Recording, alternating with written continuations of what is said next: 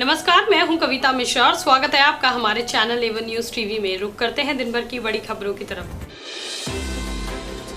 देश भर में चल रहे कोरोना वैक्सीनेशन के ड्राई रन के बीच स्वास्थ्य मंत्री हर्षवर्धन ने बड़ा ऐलान किया है। उन्होंने कहा है कि देश भर में कोरोना की वैक्सीन मुफ्त में लगाई जाएगी। दिल्ली में कोरोना वैक्सीनेशन के ड्राई रन का जायजा लेने के बाद पत्रकारों से बातचीत में हर्षवर्धन ने कहा कि सिर्फ दिल्ली ही नहीं, पूरे देश में कोरोना की वैक्सीन मुफ्त में लगाई जाएगी। देश भर में जल्द से जल्द कोरोना वायरस की वैक्सीन के इस्तेमाल को मंजूरी देने के मकसद के साथ ही आज शनिवार से सभी राज्यों और केंद्र शासित प्रदेशों में ड्राई रन शुरू किया गया। केंद्र स्वास्थ्य मंत्रालय के मुताबिक इससे पहले देश के 4 राज्यों के 2-2 जिलों में वैक्सीनेशन टीकाकरण की तैयारियों का जायजा लेने के लिए ड्राई रन किया गया था। समाजवादी पार्टी के मुखिया और उत्तर प्रदेश के पूर्व मुख्यमंत्री अखिलेश यादव ने कहा है कि मैं बीजेपी की कोरोना वैक्सीन को नहीं लगवाऊंगा। मुझे इनकी वैक्सीन पर भरोसा नहीं है। शनिवार को पत्रकारों से बात करते हुए अखिलेश ने भारत सरकार की कोरोना वैक्सीन को बीजेपी का वैक्सीन करार दे दिया।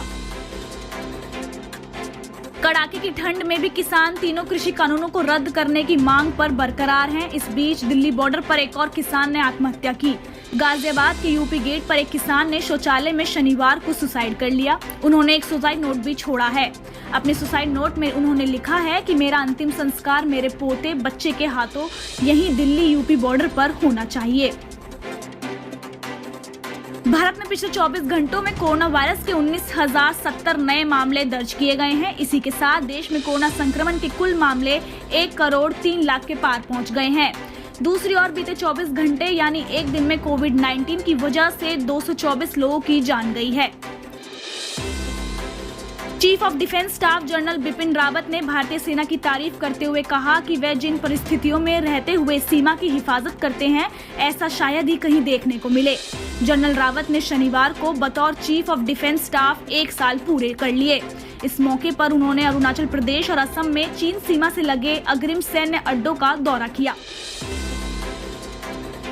महाराष्ट्र में इन दिनों 350 साल पुराने इतिहास के 2 पात्रों को लेकर सियासत हो रही है। ये पात्र हैं मुगल शासक औरंगजेब और मराठा शासक छत्रपति संभाजी।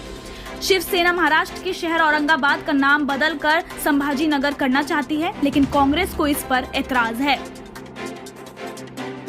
भारत और ब्रिटेन के बीच विमान सेवा 8 जनवरी से फिर से शुरू हो जाएगी। नागरिक उड्डयन मंत्री ने शुक्रवार को कहा है कि दोनों देशों के बीच 23 जनवरी तक हर सप्ताह 15 फ्लाइट्स उड़ान भरेंगी। बता दें कि ब्रिटेन में कोरोना वायरस के नए स्ट्रेन के चलते केंद्र सरकार ने वहां से आने जाने वाली सभी फ्लाइट्स को 31 दिसंबर तक के लिए सस्पेंड कर दिया था। कड़ाके की सर्दी झेल रही दिल्ली, यूपी और हरियाणा के कई हिस्सों में बारिश शुरू हो गई है। मौसम विशेषज्ञों ने पहले ही अनुमान जताया था कि 2 से 6 जनवरी के बीच बारिश हो सकती है। अब इस समय दिल्ली एनसीआर के कई हिस्सों में हल्की बारिश हो रही है, जिसके बाद ठंड का कहर और ज्यादा बढ़ सकता है।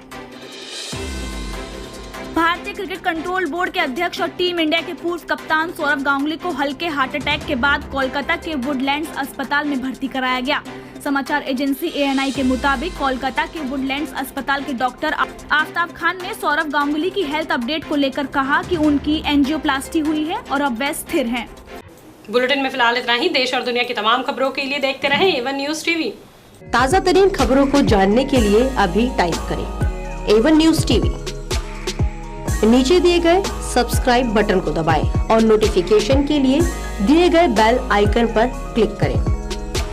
हमारे वीडियोस को लाइक, शेयर और कमेंट करें।